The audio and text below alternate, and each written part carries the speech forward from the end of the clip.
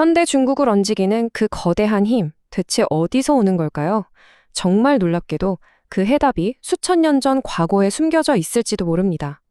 자, 오늘 저와 함께 중국의 탄생을 이끈 그 원형들을 하나씩 살펴보면서 지금 이 시대를 꿰뚫는 천년의 지혜를 한번 찾아보시죠.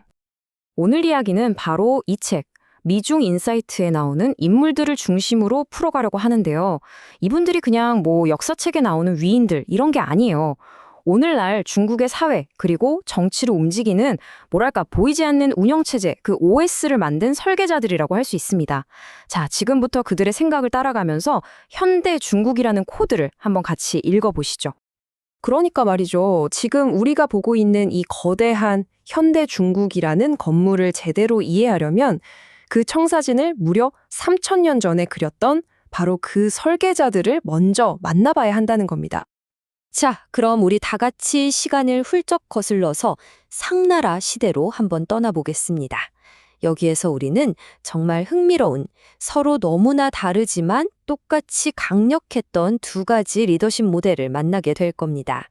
한쪽에는요, 직접 군대를 이끌고 전장을 누비면서 행동으로 자신의 힘을 증명했던 여왕, 부호가 있습니다.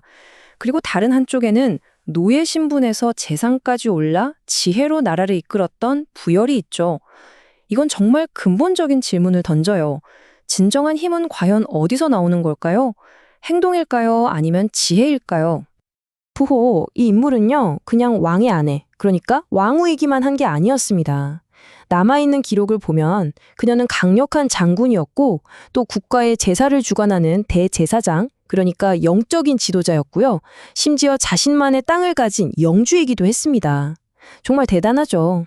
진짜 놀라운 건 이겁니다. 그녀가 이끌었던 병력이 무려 1만 3천 명에 달했다는 거예요. 그 당시 시대상을 생각하면 이건 정말 어마어마한 규모였거든요.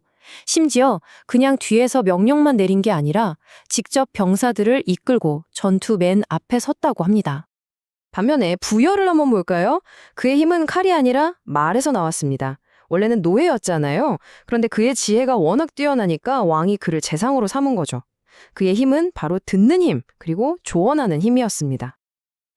자, 이 두 인물은 고대 중국이 가졌던 핵심적인 딜레마를 딱 보여주는 것 같아요. 리더십이라는 게 과연 행동에서 나오는 걸까? 아니면 지혜에서 나오는 걸까? 이 질문은 자연스럽게 더 큰 논쟁으로 이어집니다. 바로 권력을 어떻게 써야 하는가, 즉 전략이냐, 도덕이냐의 문제로 말이죠. 도덕? 이 얘기를 할 때 빼놓을 수 없는 인물이 있죠. 바로 공자입니다.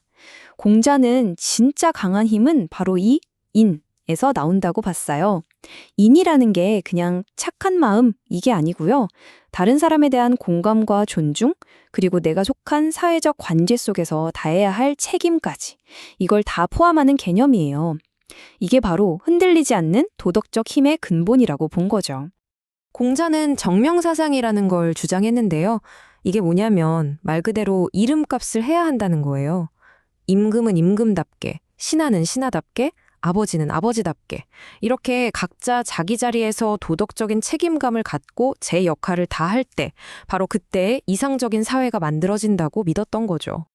하지만 공자가 말한 이런 도덕적인 이상주의만이 유일한 해답이었을까요? 아니었습니다. 같은 시대에 권력을 완전히 다른 시각으로 본 사람이 등장합니다. 순수한 현실주의의 바탕을 둔 전혀 새로운 권력 모델을 들고 말이죠. 네, 바로 우리가 손자라는 이름으로 더 잘 알고 있는 손무의 세계입니다. 그의 책 손자병법을 보면요. 핵심은 도덕성이 아니에요.